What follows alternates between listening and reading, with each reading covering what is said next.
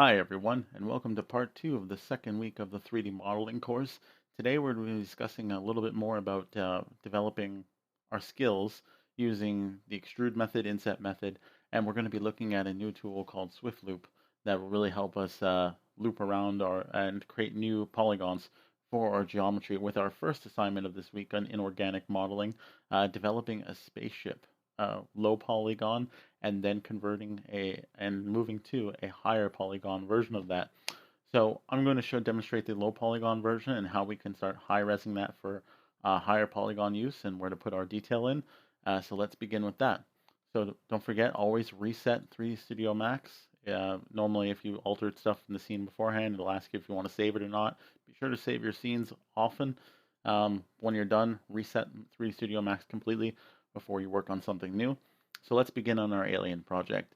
So the first thing I'd like to do, especially when it comes down to looking at starting a new project, I like to save our scene as the name of the project into a projects folder.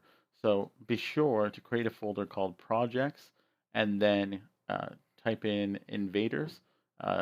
We'll be working on this as kind of like a space invader type alien ship. Um, so what I'm going to do right now is I'm going to look up an alien spaceship. I'm just going on Google right now, alien spaceship cartoon. And as we can see from our alien spaceship cartoons here, we got a lot of different types of alien spaceships, but most have the common dome. They have a circular appearance. They have it going downwards at an angle and then downwards back down, which is kind of either the exhaust port or a little nub down at the bottom for teleportation and stuff. So you can feel free to use a little bit of your creativity. I'm going to do one version. You can follow along, or you can modify your own version and expand upon it. That's okay with me. So be sure to keep references always loaded up in the background. I'm going to just drop that down for now, and I'm going to begin modeling. Now, normally I'd like to begin on the most simplistic object to create, and it looks like that might be the dome itself. I want to put a lot of work into the body detail, so I'm going to do the dome and then work my way out from there. It's a pretty circular shape too, so perhaps I can even extrude from the dome. And I'm about to try that. I'm going to do it live with you guys right now just to see how well that works. So I'm in my create panel, I'm in my geometry panel, and I'm going to go to my extended primitives and grab a capsule. Because I know when I build out a capsule, I get this nice dome look already. And I just have to split it in half. So to do that, I'm just going to give one more height segment. I mean, really, I can do a slice as well, but the slice is at the wrong angle. So I'm just going to do it this way. And looks like we have a great dome already. So I'm going to convert this to low poly. Uh, convert to poly, sorry. It is a low poly object right now. We're going to do a high res version later on. But right now, this looks like a good top dome. Just going to shrink it to make it smaller. About like that. And now I got a dome. Now don't be afraid to like switch your pivot points if you find you're unhappy with the location of it. I'm just going to put it at the base of my dome right now. I don't need to rotate or do anything. This looks like a good dome so far. It's nice and low poly, so I don't have too many problems playing around with it.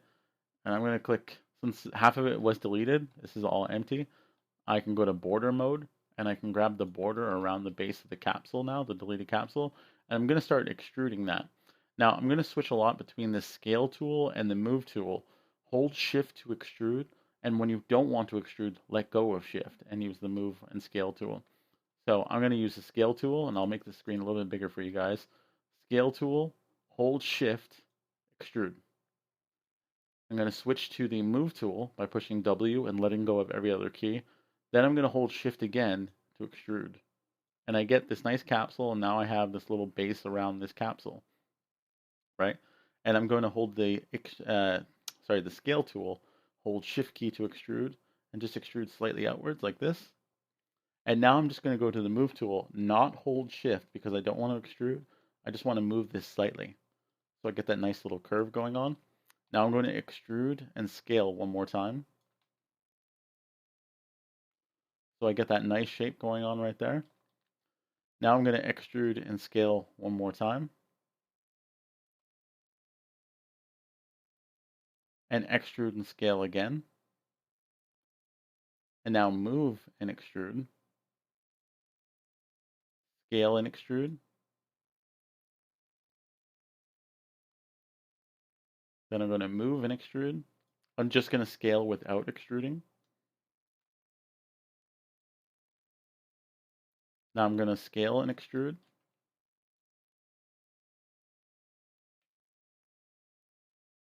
And then I'm going to switch to move and extrude, scale and extrude,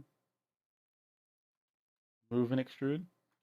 And now for last but not least, I'm going to add a cap here, just to cap off this polygon. So I'm going to go to my edit poly border mode, and I'm going to add a cap right here. And then I come up with this. Now the other option to keep your edge flow looking well, the only problem with the cap is like right now, as you can see, we're going to develop what's called a rat's nest. And that might not be really good for us. Even if we turn this into a high res mesh, there might be a lot of little issues.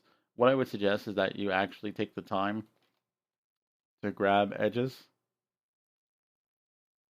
like this, maybe scale in once, and then take edges like this.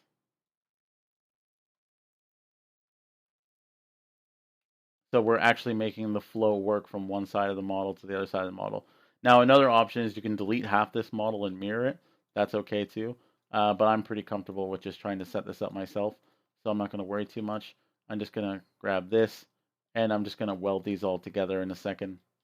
So I'm going to grab these vertexes here, and then I'm going to go to my weld tool in my vertex mode, increase the number to a really high amount, apply and continue.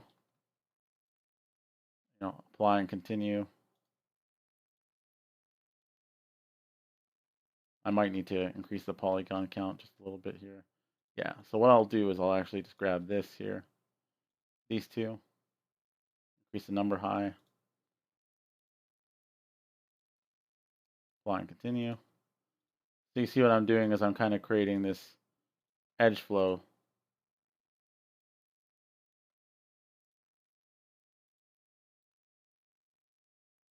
And I can just extrude these edges one more time. Go to vertex weld. Click on weld because I know that the number is high enough now, so I can just tap weld. And you can see I got a nice edge flow now. And now everything's connected and the polygons all flow together. And we're not going to run into any issues with the bottom of this. And we can even expand it to match anything else that we have here. So if I need it to match more of the circular shape, I can just modify that myself right there. And now we get that nice shape in the middle. Now our edge flow is all good, so there's no worrying about that. And we have the base start of a spaceship. I mean, not bad at all, right? We just worked from pretty much a basic cartoon ship reference. Let's use this one. And then we created a rim, we created the top, we created the bottom. So the next step is we want to start adding in those little extra details. Now this is still a low polygon model, but we need to first look at the smoothing groups. You see this dome is really smooth, but the sides of our model aren't really smooth. So I'm going to have to start assigning that smoothing groups to make sure that it appears really smooth. What I'd like to do is grab portions like this, and like that, and like that, and like that.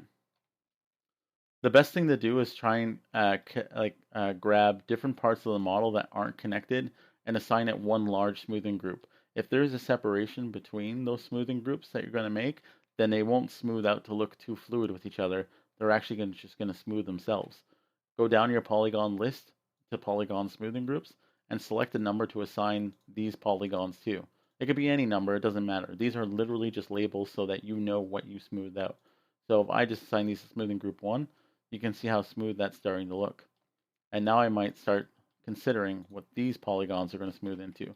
Are they going to smooth into another group, or are they just going to smooth alone? We're about to find out. Now it's still relatively low polygon, so we're never going to get a fully smooth look out of this. But you can see just by adding that modifier, it looks a little bit smoother, and we're okay.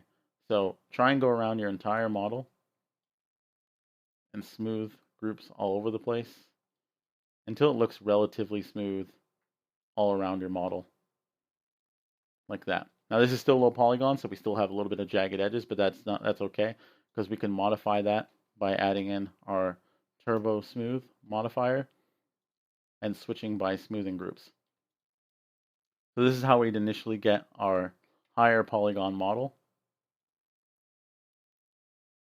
Remember when I was saying we would go from low poly to high poly? This is exactly it. We would change our smoothing group so that everything looks smooth, and then we can add the turbo smooth modifier. You can see this is our initial mesh, which has this many polygons. If you push 7 on your keyboard, 7 on your keyboard, you can see in the top left how many polygons your model currently has. At 260, we're looking at Nintendo DS standard model. Much less than actually your average Nintendo DS nowadays. So this is extremely low polygon. If we're looking at a high class model, about 32,000 would be about approximately right nowadays for a modern game. And you can see how smooth this is. And we don't even need it that smooth. We can actually turn it down once. This is at 8,000. The difference between 8,000 and 30,000 is so low that there's no point in increasing it to 30,000. It looks just as smooth at 8,000. And we can start adding a lot more detail. So what we want to do is to start expanding our model. We have a very basic model here. What I'm going to do first is I'm going to detach this dome. So I'm going to go to polygon mode, and I'm going to detach this dome. So we're going to detach this. If you go down to your edit geometry menu, I want you to detach it and call it dome. And it's going to be a separate model completely, and we're just going to move this aside. What we need to do now is build the inside part of our spaceship, where the aliens will actually sit. So I want you to go in there. We can go to border mode. We can actually use border mode and actually do this. Just all I did was extrude it downwards. I grabbed a border, I held shift, excuse me, and used the move tool. And just like that, I was able to actually come up with the walls of our spaceship, the inner walls at least. And I can choose to just cap it. Just hit the cap button and boom, create a floor. If it's not going to be animated in any sense in the way, having a cap is not going to be too much of an issue, especially if there's not going to be a normal map or anything on it. It might not actually be that bad.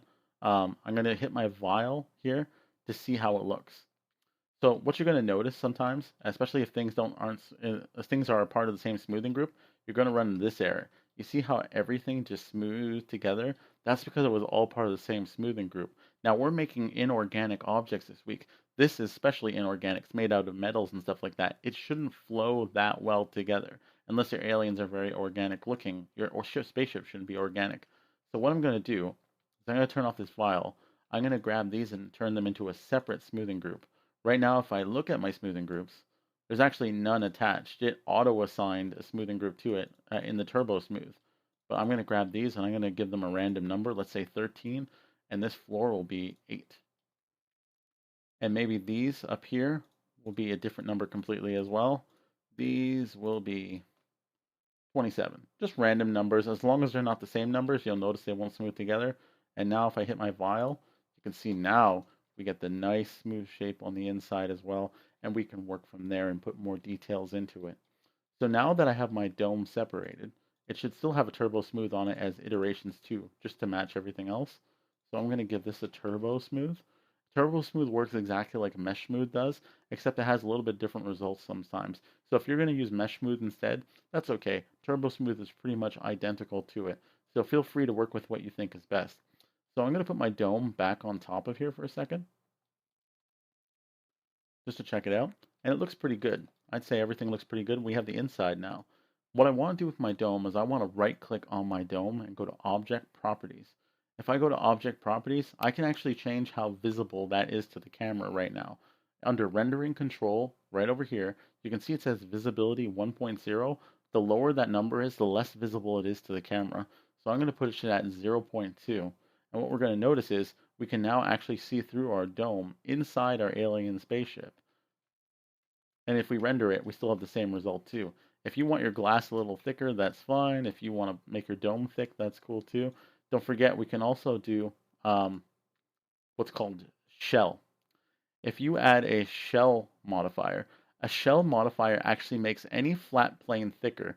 For instance, and I'll show you right here, the shell modifier is actually really, really handy. If I create this plane, we notice that it's very flat and there's actually a black side to it because there's no thickness to it, right?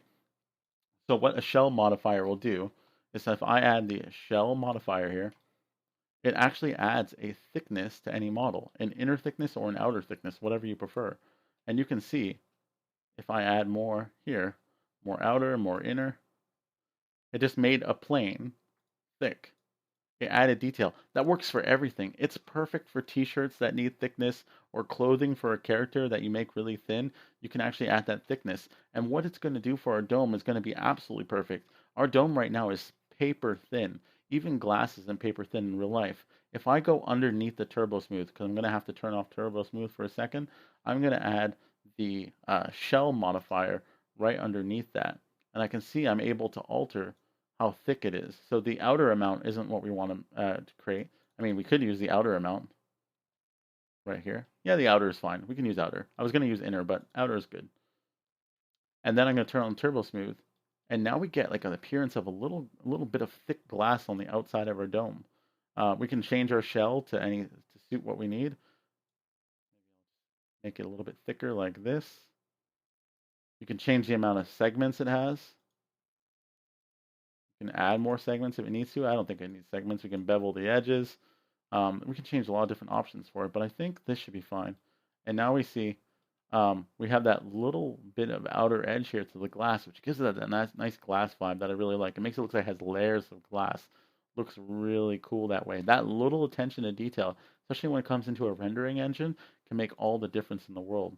So now we can always turn on and off our turbo smooth. Now we have a low poly ship and we have a high poly ship just waiting at our fingertips. So we just hit turbo smooth. Be sure to edit your ship a little bit to give it some nice shapes.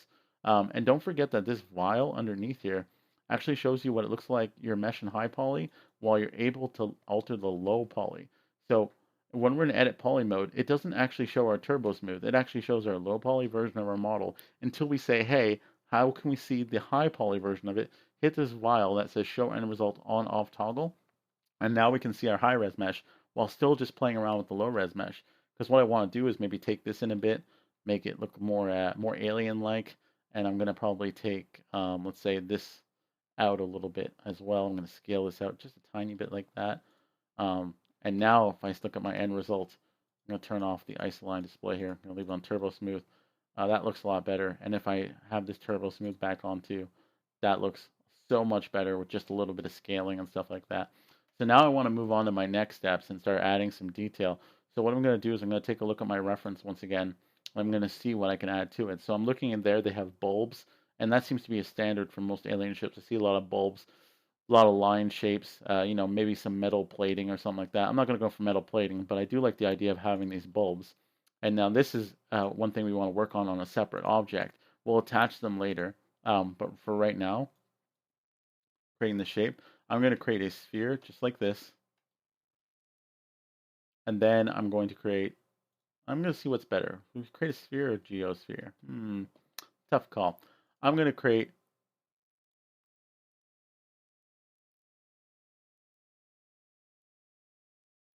I'll just use a regular sphere, just like this one right here. So I'm going to create a sphere like this, and I'm turned it into a hemisphere. I gave it a hemisphere, so that means it's like half a sphere right now. So that creates that nice bulb shape that I'm looking for. I'm going to set it to 0.5, which makes it half a sphere. And then I'm going to lower the poly count a bit. We can always heighten the poly count on this by adding a smooth to it afterwards. But for right now, I think this is fine. I'm going to test out what it looks like with a turbo smooth on it. Give it 2 iterations. That doesn't look too bad at all.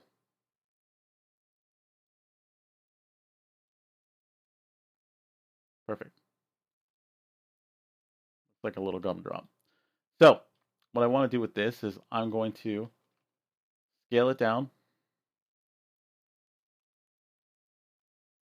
I'm going to place it on top of my model where I like it. I'm going to squish it a little bit and rotate it. Maybe I'll go to my front view. Oops. Like this. Maybe my back view will be a bit better. Left view. Top view. Top view is right here. I'm going to center it right across my model here on the back side. And I'm going to lift it up a little bit. And I'm going to increase the hemisphere maybe just a little bit more. Because what I'm going to do, instead of just like attaching it to the model, I'm going to give it a little bit of a border around it too. Because I don't want it to be too stiff. I'm going to add a bit more segments to it. I'm going to add segments. Instead of adding turbo smooth, I'm probably just going to add enough segments to make sure it looks smooth. And I think right now at around 20 segments, that looks pretty darn smooth, I'd say. and definitely fits what our drawings look like here for the nubs. Now we can put them on the inside of the ship to look like lights if we want to, change them cylinders. We can add the bend modifier to it. So what I'm going to do is I'm going to add a little bit of a bend modifier right now. I'm going to change the angle. And I'm going to see what angle we need. Looks like X might do it, but maybe on the 90-degree angle. And if I change it to 90 degrees, maybe a little tricky. 90 degrees maybe on the y-axis. Yeah, there we go. 90 degrees on the y-axis. Y-axis, and now I'm going to just extend it about, let's see what we need. A bit of a bend. Just a tiny bit. So like 18 degrees right there. I'm not too content with that. I'm actually going to take away the bend modifier. I think it looks okay just like that. So what I'm going to do is, first things first, if a polygon is not going to render to a camera, delete it. So I'm going to copy this actually as a reference off my model. It's a lot easier to work in empty space and have the results show up on top of our model here than it is to work exactly on our model. As you can see, I was having a little bit of a struggle. So we're going to fix that. We're going to add an edit poly modifier. And this white line means it's a reference. So after we're done playing around with our reference a lot, we're going to start modifying and making it unique over here. And then we can delete the shape right here. We don't need it. So I'm going to delete these polygons underneath. I don't need these. Let's wipe these out. And you can see those polygons are also gone from this mesh right here, the button on top. So I'm going to use border mode. And I'm going to do the same thing we did for our model before. I'm just going to expand that. And then I'm going to use my move tool. You can see now, just with some slight editing, we have a bulb on top of our ship that actually has a nice shape that looks like it's going to be embedded into our shape. We can alter it as much as we want to make sure it fits the style of our ship. So I think just a little bit of that looks pretty great. And you can also throw in an extra detail if you want. We could change the bulb to look a bit more alien-like. Since this looks very human bulb-like, we can do another extrusion to it.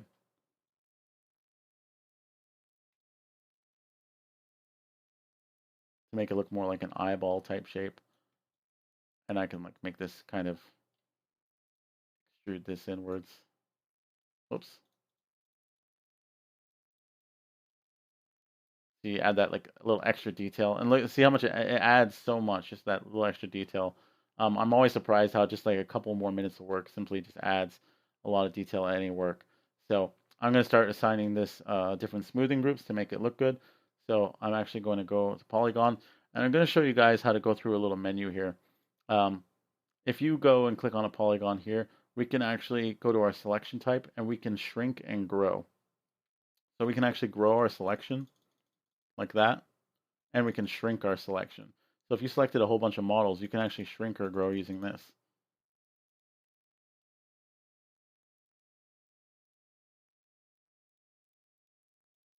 So we're just going to grab this. Shrink and grow won't work too much right now because we can't do a ring. I'll show you guys how to do a ring right afterwards. But we're just going to grab all these, just our cells right now.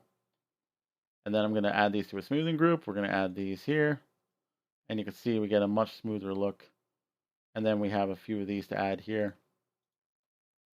Let's add these.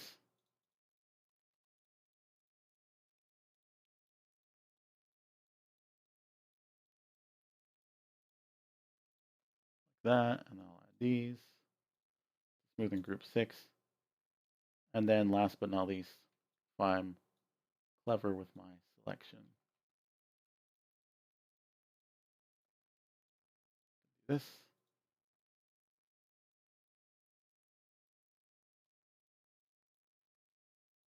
3. There you go. All right, I selected everything in the middle. I give this a number, 14, and perfect. We got a button right there that we can have on top of our model. And now I'm going to duplicate this all around my model. So I'm going to tools and mirror this and make it a reference. I'll copy it in the Y.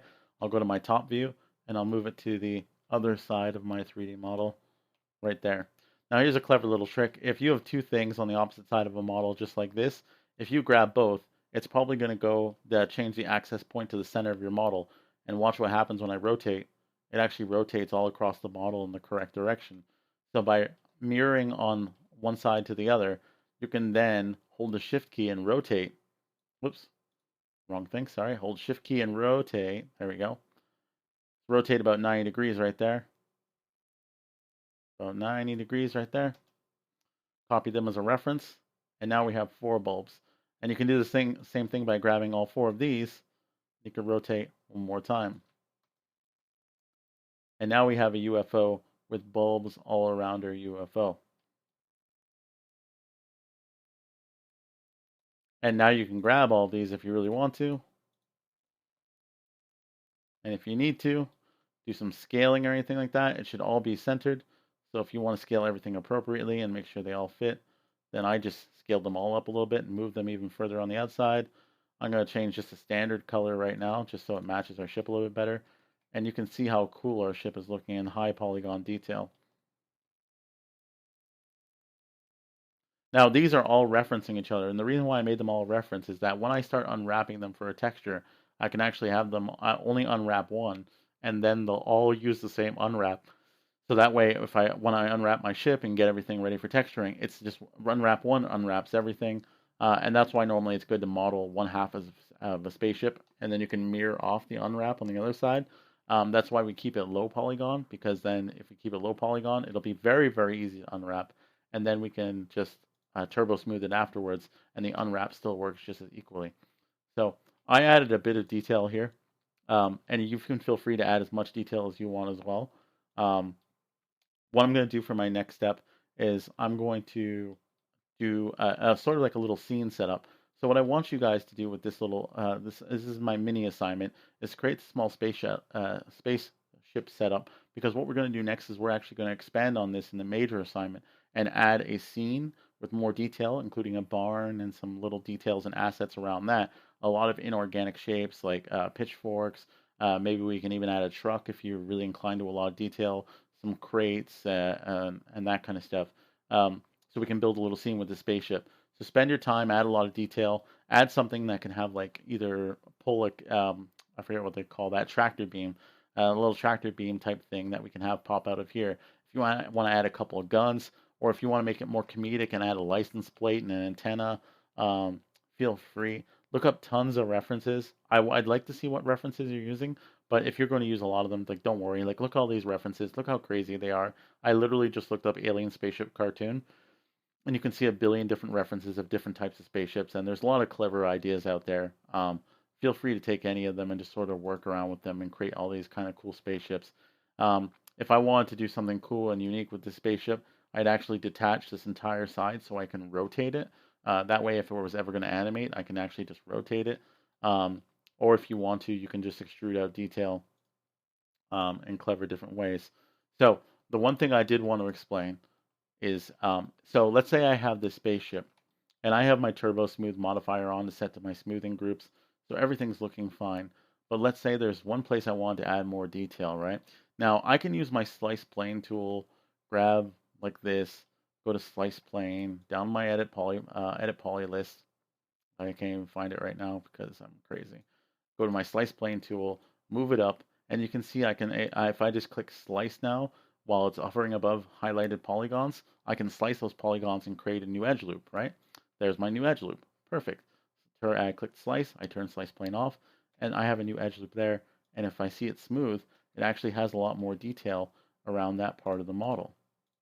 So it actually has like a better brim around that model by creating the extra detail. I'm going to undo that for a second. So there's another easier way of doing that, and this is going to require us going to a different menu. I'm just going to poke your head for a minute, and we're going to look at what's called the graphite modeling menu, which is right here. So you can see that we actually have a little sub-modeling menu here, which goes through a lot of the features that we've actually been going through here, except it's a little bit more in a visual form. So you can see that we have polygon modeling, and it knows that we're in editable poly mode, and we can actually switch between modes by clicking this right here. It'll take us to the modify panel.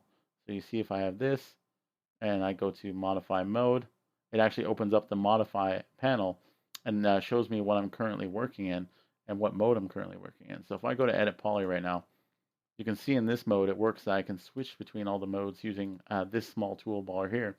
And I can actually switch between different types of previews. I can collapse, I can convert any model to poly just by clicking these buttons right here. Basically, the graphite modeling menu is kind of a quick access menu to the tools we have. These are all the selection tools. These are the edit tools that we've been playing around with, geometry, uh, selecting loops, that kind of stuff. So this stuff is kind of the same thing we've been playing around with, except it has different tools that we don't have in our bar, and um, sometimes it has no tools that we have in the bar. I like using the bar here better, but there is a couple of tools that only appear in this menu, and I want to show you one of them because it's really important, and I think it'll really help you guys out. And it's called the Swift Loop tool. So if we are in editable poly and we go to polygon mode, and we go to the graphite menu here, you're going to notice that we actually have a few different tools to play around with. Now, the most important one, I think, overall, this is the one I've used the most in the industry to create new loops to play around with, was the edit bar here, the little edit key, and the Swift Loop tool. So Swift Loop, and if you hover above the Swift Loop tool or any tool in this graphite bar, it'll actually explain how to use these tools. So I'm not going to go into too much detail. You can actually hover your mouse above these tools, and they actually explain in detail, in vast detail, how to work them. You can see this is a Swift Loop tool. Place edge loops by clicking, and that's literally it. It just creates the whole thing, and it's really easy to do. So we can hold Control and Shift to remove an edge loop. So if we go to our Swift Loop tool, we can actually hold Control and Shift and remove edge loops that we made. We can hold Shift so it automatically creates edge loops in the most important locations that we're telling it to go. And we can hold Control to like freeze the edge loop where we want. So if we hover above here, you can see holding Control, click to select an edge and loop and automatically activate. Hold Alt, drag a selected edge loop to slide the edge loop between its bounding loops. And so if we click here, see what's happening.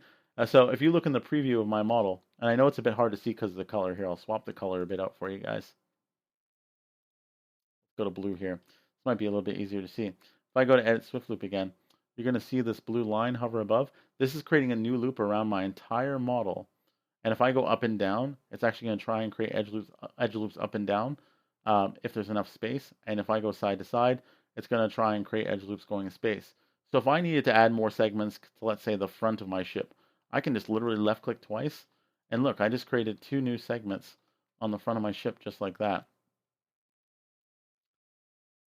So basically, now I would consider this part almost the front of my ship. And I'm just going to modify these a bit because they seem to be poking in the ship a bit. I'm just going to grab these. Oh, they're not poking in. That was only in low poly mode. Sorry, my apologies. I'm going to grab this. I'm going to go to polygon mode. And look, see, these are the new polygons that I added to the front of my ship. Now, let's say this part became the front of my ship, and I want to add detail here. Well, because I added those new loops in, I can go crazy and start adding in, this little part of my ship. Maybe this is a little engine. I'm going to create an inset here. And don't forget, because I created this new section of my 3D model, I got to change now the smoothing groups to it. So these might smooth together, but some other parts won't, and I accidentally extruded that. If I go to polygon mode, I need these two to be a part of the same smoothing group, and they are. They're smoothing group 1, but maybe this is a completely different smoothing group. So this is 7. This smoothing group here is 15, and this smoothing group right here is 24. And now, if I have turbo smooth on, go to polygon mode, you see it looks a lot better already. This part of the engine part of my ship right here looks a lot better. So maybe there's still some slight adjustments that I have to make here, but it's definitely a lot better than what it once was. And maybe for instance, I should have had more spacing between here, but we created a slight curve in our ship, and that adds some detail and includes the higher polygon modeling. Now, if you didn't want everything to kind of look, this kind of looks more organic now, which is kind of turning into a little bit of an issue. But if you didn't want that kind of detail in this model, I would just extrude inwards, maybe once, maybe twice, like that. and I would actually just model in the engine myself as a separate mesh, a separate object completely, and then it would be a lot easier for me to control because adding this actually gives you less control because you're actually just playing with the polygons that are currently existing. When if you just create a space and then slap it in engine, it makes more sense. It's like having a car. If you were to play around with your car or anybody else's car, you open the hood to access the engine. The engine's a different part. It's not attached to the hood. It's not attached inside the car. It's just a big mechanical engine that's placed in a car. Same thing as if we are going to put an engine in here. So you got to think about all this in different steps in different detail. So two things. First thing, this is your first mini assignment. I want you to create an alien ship with a bunch of little detail. Create it low poly, please, and then add a turbo smooth to create the high polygon version. This way I know that you're using mesh smooth or turbo smooth properly. Either one will work fine, mesh smooth or turbo smooth. You can use slice plane cut tool or the swift loop tool, which remember is in your edit polygon, and then you go to the edit key here to add a swift loop. Don't be afraid to check out the tools in this menu to add a little bit more detail. You can actually insert loops here. You can all the polygon menus are here as well, so it makes it a little bit easier for you to play around with. And I want you to create a mini alien ship with a transparent dome, a little workspace here that we're going to put an alien into eventually.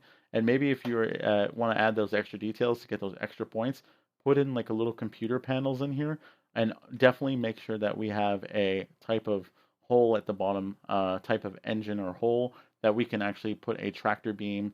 Once we get down those like sort of creating our visual scene, we can have a tractor beam or a hook or something coming out of it that it can grab a cow or grab a tractor or grab something from, so we can create a cool little scene. If you want to draw out an alien sketch too, we will be when we come down to more organic models, we will be doing alien as well. This will be more of a long-term project that kind of culminates a lot of work together. So I definitely like to see like this come together. Um, so look forward to the next lesson. This is your alien spaceship lesson with the Swift Loop tool and touching more upon doing a low polygon model, adding turbo smooth, refining your smoothing groups, making an object transparent, adding lots of detail. Be sure to make it either really cartoony or over the top. It adds more sense of style and means you can do much more to it right now. And I'd love to see what you do. So on to the next lesson where I'm going to show you how to do a piece of furniture, and then we're going to go on to something else with a little bit more detail. Look forward to the rest. Good luck.